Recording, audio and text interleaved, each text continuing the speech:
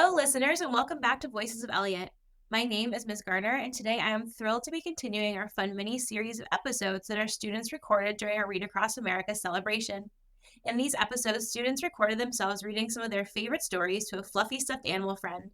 In today's episode, Nylah, along with her stuffed puppy dog friend Cinnamon, are leaving us on a cliffhanger by reading us just the beginning of Miss Nelson's Back. So sit back and enjoy. Okay, are you ready to read a book? Bark. Today we're going to be reading Miss Nelson's Back. One Friday night, Miss Nelson told her class that she was going to have her tonsils out. I'll be away next week, she said, and I expect you to behave. Yes, Miss Nelson, said the kids in 207. But Iris says it was another story. Wow, said the kids. While Miss Nelson is away, we can really act up. Not so fast, said a big kid from 309. And haven't you heard of Long Swamp? Who? Said Miss Nelson's kid. Miss Swamp is the meanest substitute in the whole world, said the kid. Nobody acts up when she's around. Ooh, said Miss Nelson. Kids, she's a real witch, said the big kid. Ooh, said Miss Nelson's kid. Oh, just bet you get the swamp, said the big kid. On Monday morning, Miss Nelson's kids were all in their seats. They were very nervous. Some of them had not slept well all weekend. If we get the swamp, I'll just die, said one of the kids. They heard footsteps in the hall. Slowly, the knob turned. The door opened. It was Mr. Land's word, the principal. I shall personally take over this class, he said. Miss Nelson's kids were so relieved, but they soon learned that Miss Blansworth was not a lot of fun. Do you think Miss Blansworth is a lot of fun? You don't know? Let's find out.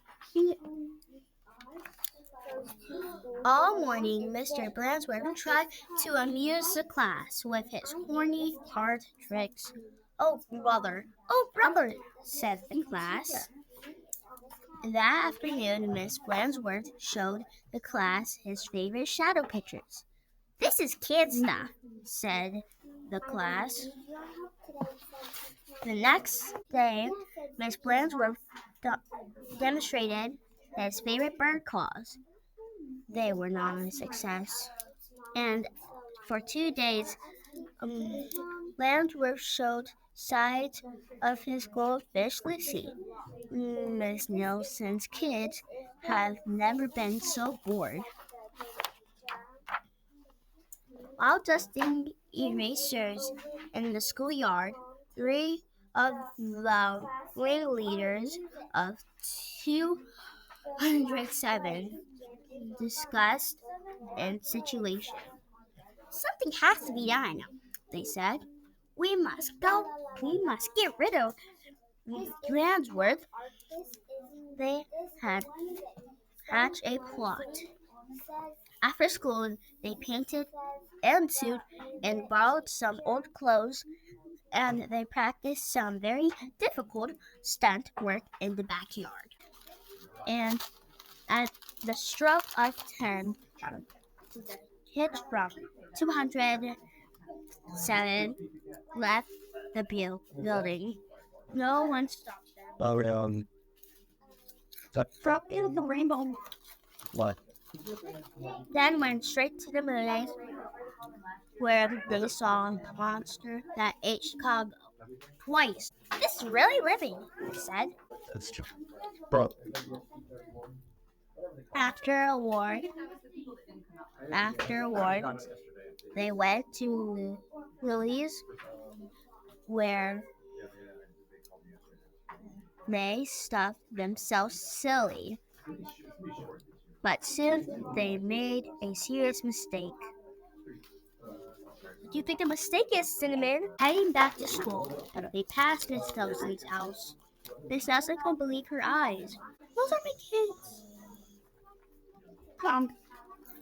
He said in a scratching voice. Yes. What are they doing outside? And who is that with them? Miss Nelson telephoned Miss Ransworth to see what is going on.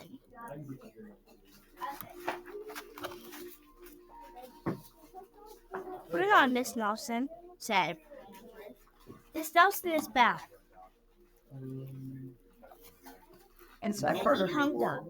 Her. Can't fool me, Hey, said Miss Nelson.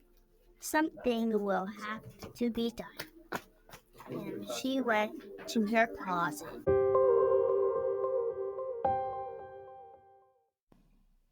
Oh my goodness, Nylah, I can't wait to hear what happens next in the story. Listeners, I hope you enjoyed the beginning of this story as much as I did. And if you're nearly as excited as I am to hear what happens next, I hope you will head to your local library so you can find out what the real Miss Nelson does about the situation. I also hope that you will tune in next time for yet another exciting reading adventure on Voices of Elliott.